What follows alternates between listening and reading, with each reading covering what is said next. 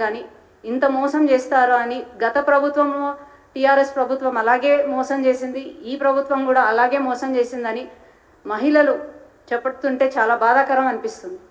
మహిళలకు పెద్దపీఠం వేసి మీకు ఇచ్చిన హామీలు వెంటనే 100 రోజుల్లో పూర్తి చేస్తానని చెప్పిన సీఎం రేవంత్ రెడ్డి గారు ఇప్పటి వరకు దాని గురించి మాట్లాడింది లేదు, దానికి ఒక కమిటీ వేసింది లేదు, దానిపై దృష్టి సారిస్తుంది లేదు. ఇకపై ఇంకా మహిళలకు చిన్నపిల్లల పైన జరుగుతున్న అత్యాచారాల అన్యాయాలకైతే అసలు లిమిట్ లేకుండా పోతుంది. కాంగ్రెస్ ప్రభుత్వం పాలనకు వచ్చి 8 నెలలు పూర్తయినప్పటికీ కూడా ఇప్పటికీ మన రాష్ట్రంలో 22 కేసులు రిపోర్ట్ చేయడం జరిగింది. దానికి చిన్నపిల్లలకి సంబంధించి 1835 కేసులు child rape cases, 817 sexual assault cases, ఇంకా 50% అయితే డౌరీ హరాస్మెంట్ కేసెస్, డౌరీ డెత్సే మనం చూస్తున్నాం. నిన్నగాక మొన్న రీసెంట్గా జూలై 2వ తారీఖు, నేను పేర్లు చెప్పాలనుకోవట్లేదు ఎందుకంటే యాజ్ అ మహిళగా నేను సాటి పిల్లల పేర్లు మహిళల పేర్లు నేను చెప్పుకోవాలనుకోవట్లేదు. 3 ఏళ్ల అమ్మాయి పైన ఆసిఫాబాద్ సిరిపురం గ్రామంలో మొన్న జూలై 2వ తారీఖున రాజేందర్ అనే వ్యక్తి 3 ఏళ్ల పసిపాపని తీసుకెళ్లి అత్యాచారం.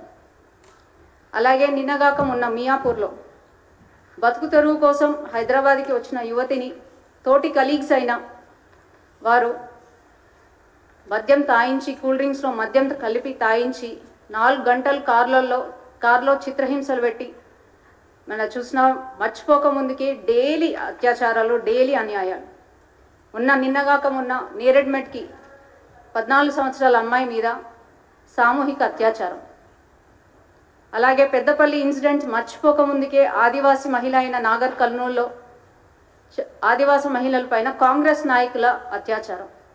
దానికి ఇంతవరకు ఆదివాసీ మహిళ పైన జరిగిన దానికి సీతక్క గారు ఇంతవరకు వెళ్ళి పరామర్శించింది లేదు.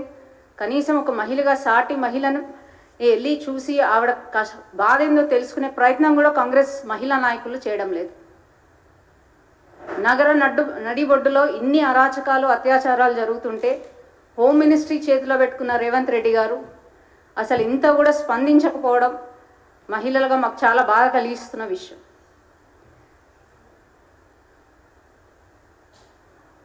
మహిళలంటే ఇంత చిన్న చూపు కలిగిన మీకు మహిళలకు పెద్దపీఠం వేస్తానని ఓట్లు తీసుకొని మీరు ఎలా గద్దెనెక్కారో అలాగే గద్దె దిగే టైం మీకు దగ్గరకు వచ్చింది రేవంత్ రెడ్డి గారు.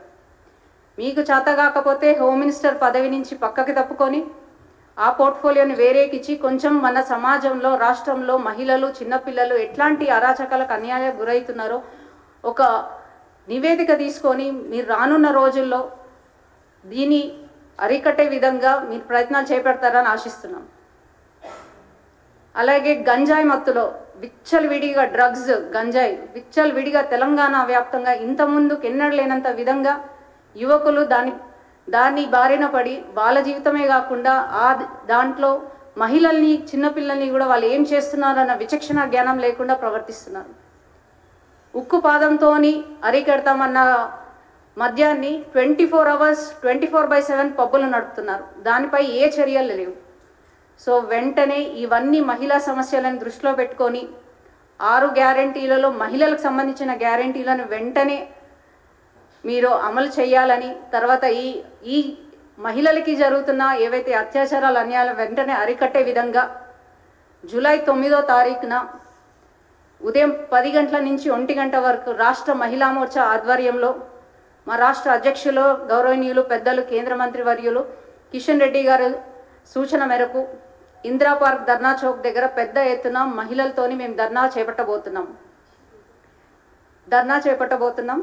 దీనికి పెద్ద ఎత్తున మహిళలందరూ పాల్గొని ఈ యొక్క ధర్నాని విజయవంతం చేయాల్సిందిగా ప్రతి ఒక్క మహిళని కోరుతూ, ఇకనైనా కాంగ్రెస్ ప్రభుత్వం మహిళలు వాళ్ళకి జరుగుతున్న అన్యాయాలకి, వాళ్ళకి ఇచ్చిన గ్యారంటీలకి వెంటనే మీరు సమాధానం చెప్తారని ఆశిస్తున్నాము. ధన్యవాదాలు.